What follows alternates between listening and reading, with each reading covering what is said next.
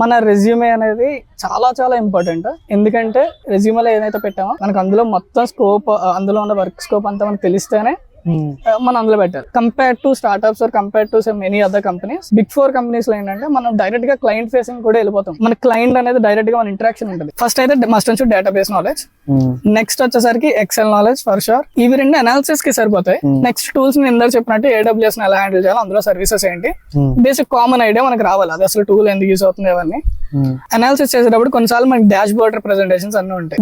Data analytics లో analytics అంటేనే మనం మోస్ట్లీ గ్రాఫికల్ రిప్రజెంటేషన్ లో కానీ చేస్తేనే వాళ్ళకి ఎవరికైనా అర్థమైతే క్లయింట్స్ కానీ ఏదైనా. సో డెఫినెట్లీ ఏదో ఒకటి అయితే పవర్ BI లేదంటే ట్యాబ్లు ఏదో ఒకటి మనం స్కిల్ పెట్టుకోవడం అనేది చాలా యాడ్ ఆన్ పాయింట్ అవుతుంది.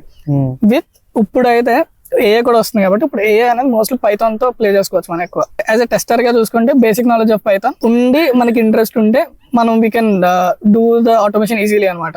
అదే ఆల్రెడీ పైథాన్ లో మనం ఎక్స్పీరియన్స్ అయితే మనం టోటల్ మనం చేసే పని ఆల్మోస్ట్ ఆటోమేషన్ చేయొచ్చు మనం డే టు డే టాస్క్ లో. These are enough at least to the basic level.